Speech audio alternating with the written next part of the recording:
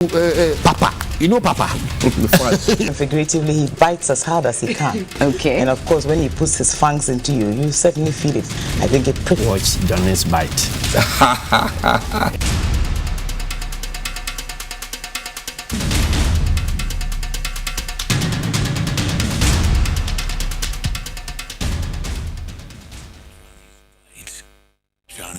You know, I've watched you. Sometimes our people disagree with you, but I mean, I understand some of your approach. I mean, sometimes we take a hard bite. It helps us as politicians. Nowadays, when I listen to you, I even panic. Why? Maybe, hey, Why do you panic? the way you, Papa. You know Papa. Figuratively, he bites as hard as he can. Okay. And of course, when he puts his fangs into you, you certainly feel it. I think it pretty. Watch Johnny's bite.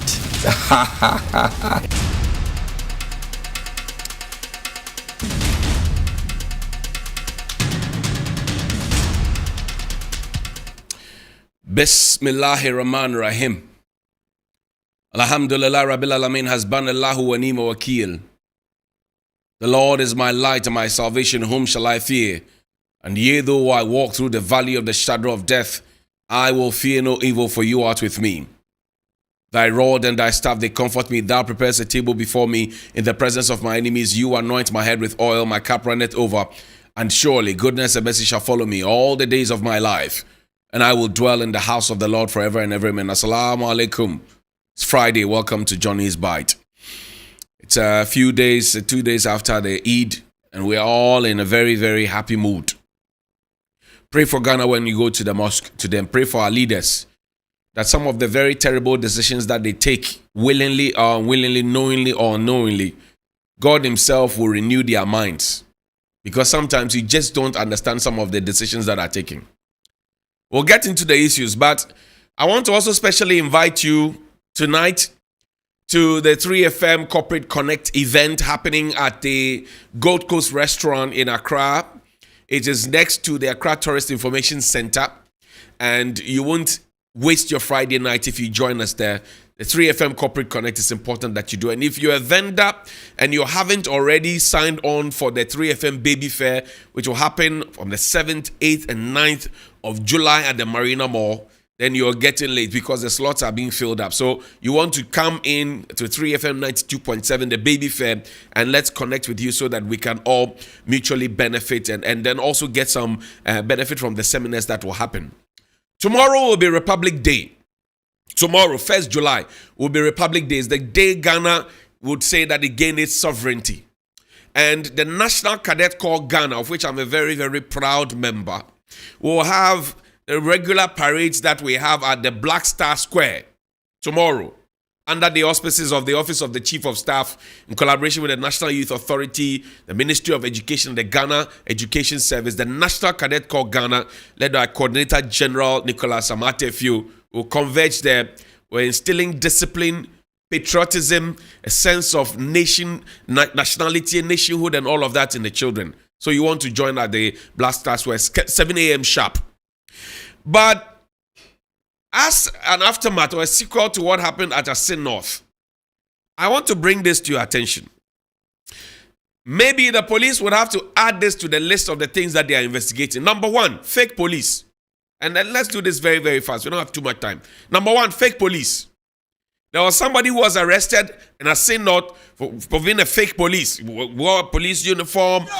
He wore a police uniform and all of that. Fake police. Just show the video. Keep showing the video. Don't show my face. So let's do this quick. Fake police, right? And he was arrested. We want to know what has become of him because it's been 48 hours or more since the elections happened. Official statement. Has he been cautioned? Has he been charged? What has happened to him? Fake police. Who gave him the uniform? Where did he get it from? How did he come to the place when he knew that 800 policemen were at the place? Because in the last election at Kumewu, we saw how an electoral commission officer was whisked away. We have not heard anything. No punitive action. We don't know if it has happened. There's not been any public statement. So we want to know what has happened in this particular matter. There's also the case of a fake soldier. Fake soldier. Same as in North. Fake soldier. We want to know what will happen or what has happened in the matter of the fake soldier. So fake police, fake soldier. Asin North. Fake police, fake soldier. Fake police, fake soldier. We want to understand what exactly the issues are. Now, that's a fake soldier. We also want to read a statement. Has the military responded? Has the military not responded? What has the police said about this? What has the police not said? Has it been cautioned? Has it been taken to the court? What has happened in that matter? We are following keenly, and we will not let this go, because we believe that if institutions work fairly and professionally, we will all be fine. But there's also the conversation about fake money. Oh yes, fake money. All the monies that you saw being shared, some of them were fake, counterfeit were being shared. Somebody told us there. Play the video for me. The video of the fake money, where the gentleman said that some of the monies that were given to them was fake money, and at some point they even had to, They had to raise the alarm so that they will be giving mobile money. Start the video for me. Share to the constituents. Okay, so you see one thing. This community, they are very wise. It's a family community. Even Charles is an uncle to Kwesi. So most of the things that was happening here is a family game that we were playing. The money that they even came to share to the constituents, some of the 200 cities, some of them were fake. And the people identified and they started even giving out mobile money, pushing mobile monies to them.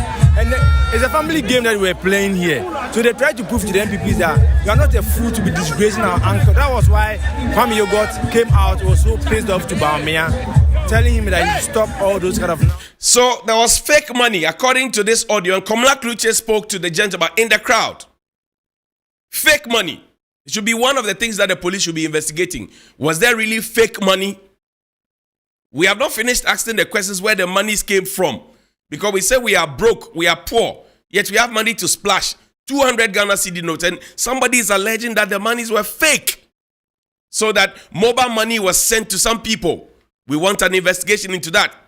Then there was an attack on Giorgio Pariado and Malik Basintali. That's what they say. They showed us their vehicles. Show the video. They showed us their vehicles, how their vehicles had been vandalized and all of that. Yesterday, I spoke with Giorgio Pariado on 3FM Sunrise. And he said that he doesn't know where the hoodlums came from. He went towards Asim Praso, where some shooting is said to have happened. But the police said no shooting happened. But the men on the ground say some shooting happened. Maybe the police will have to look further and look deeper. So this is also a matter that must be investigated, because after 30 years of practicing this democracy in the Fourth Republic, we can't be behaving like this. Where people think that, oh, I have muscles, I have the power and tacit support of people. Look, both political parties have congratulated the police. In fact, the NPP General Secretary at some point was asking the police to sit up, whatever that meant. But if you listen to the tone of the people, and you listen to the tone of the other stakeholders, they congratulated the police. And I congratulate the police as well. Because people did not have their way, except for a few of these skirmishes that I'm showing, which we need to face frontally and then nip it in the bud. This is a video showing us Asim Praso, the aftermath of the shooting. Right? At Asim Praso, it's an amateur video that we intercepted at Asim Praso, and it shows you how the people were all shaking. The people were shaking at Asim Praso. They were shaking. And you see, the macho men, you see them. The macho men, they were in the video. They were walking up. The police must investigate. Now, having spoken about this Asim issues, there's one issue that I tabled a few weeks ago about GEHOC. And I raised the issue, and the Honorable Minister for Trade, Mr. K.T. Hammond, he went there. The meeting was inconclusive. He went back. The union, the ICU National Executive went there because I had raised the alarm that the local executive and the regional executive were going to who I beg. And then they also went back. Well, the issues at GEHOC have not ended.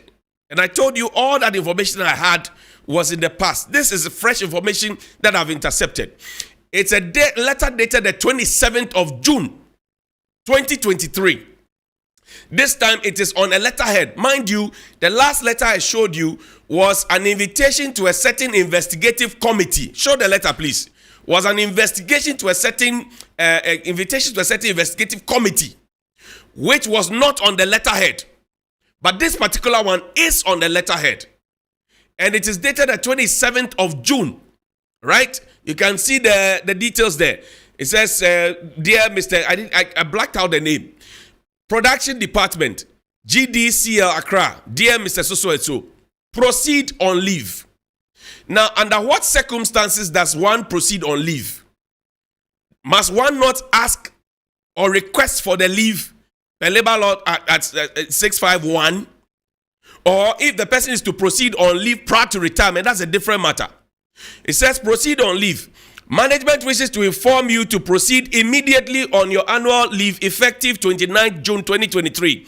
On that, you are required to hand over immediately your work schedule for all company assets in your custody to the human resource manager. Signed, Maxwell Kofi Juma, Honorable Managing Director. Now, the MD is signing letter. Question is, where is the human resource manager? And if you are to proceed on leave, when does the leave start? When does it end? Is it a whimsical and capricious abuse of power and discretion? And why are these people being asked on leave? Are they being asked to go on leave because they threatened to lead a demonstration? And so if a 77-year-old man is able to sign a leave, a compulsory leave for somebody to go because the company is not producing as much, and that person is less than 40, less than 50, 48-year-old who has worked maybe for 20 years with the company, he's been asked to go on leave. He doesn't know when he will come back, but the 77-year-old man is sitting and asking people to go on leave. I told you the president, he likes old people's brigade. So we tell the young people to go home, to go and eat what? To go and feed their children with what? While they are there. This letter. If the SIGA, the ministry that's supposed to be supervising, should be questioning how this letter even got out. They should be questioning how this letter was written, what motive was used to write this letter. You are to proceed on leave that you haven't requested for, and you do not know when you are coming back. And it is signed not by the human resource manager. Is it the case that the human resource manager is indisposed, is incompetent? Is there even a board at GEHOC? Do they supervise the day-to-day activities? What's going on? Is the whole country a crime scene now? Is it that you have to proceed on leave and you don't know when the leave will end? A leave that you have not requested for. And it is signed by no person, no less a person, but the managing director himself when there are structures. So is it that the HR is incompetent, should be sacked, or what?